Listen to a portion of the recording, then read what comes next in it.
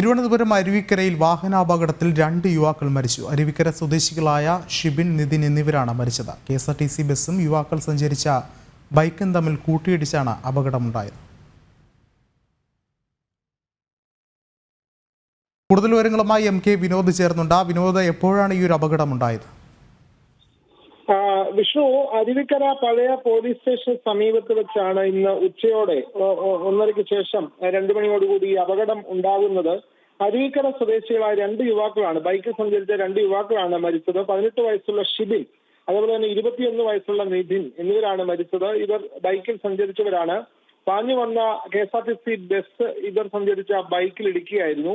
ഇവരെ medical college ആശുപത്രിയിൽ നാട്ടുകാർ വളരെ പെട്ടെന്ന് എത്തിച്ചെങ്കിലും ഇവരുടെ ജീവൻ രക്ഷിക്കാനായില്ല. വെള്ളനാട് നിന്നും കിഴക്കേക്കോട്ടയിലേക്ക് പോകുന്ന KSRTC ബസ്സാണ് ഇവരുടെ ബൈക്കിൽ ഇടിച്ചത്. ഇവര് അരുവിക്കരയിൽ നിന്നും വെള്ളനാട് ഭാഗത്തേക്കും പോവുകയായിരുന്നു. അങ്ങനെ ബസ്സും ബൈക്കും തമ്മിൽ കൂട്ടിയിടിച്ചാണ് അയൽവാസികളായ 2 യുവാക്കൾ മരണപ്പെടുന്നത്. സംഭവത്തിൽ അരുവിക്കര പോലീസ് കേസെടുത്തിട്ടുണ്ട്. മൃതദേഹം ഇനി പോസ്റ്റ്മോർട്ടം നടപടികൾക്ക് വേണ്ടി അതിന്റെ നടപടികളുമായി മുന്നോട്ട് പോവുകയാണ്. വിഷ്ണു, വിനോദ, ഒപ്പം തന്നെ ഈ ബസ്സിൽ സഞ്ചരിച്ചവരുടെ ഒരു നില ഇപ്പോൾ ഏത് തരത്തിലാണ്? അവർക്കും പരിക്ക് എന്തെങ്കിലും സംഭവിച്ചിട്ടുണ്ടോ?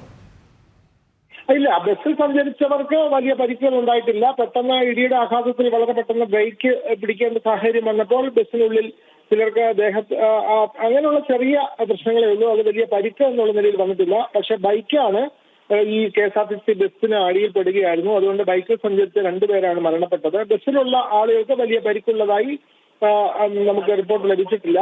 എന്തായാലും ഈ സംഭവത്തിൽ അരുവിക്കര പോലീസ് ഇപ്പോൾ കേസ് എടുത്തിട്ടുണ്ട്. വ്യക്തമാണ്. തിരുവനന്തപുരം അരുവിക്കരയിലാണ് ദാരുണമായൊരു അപകടം നടന്നിരിക്കുന്നത്. വിനോദാണ് വിശദമായ റിപ്പോർട്ടുകൾ പങ്കുവച്ചത്.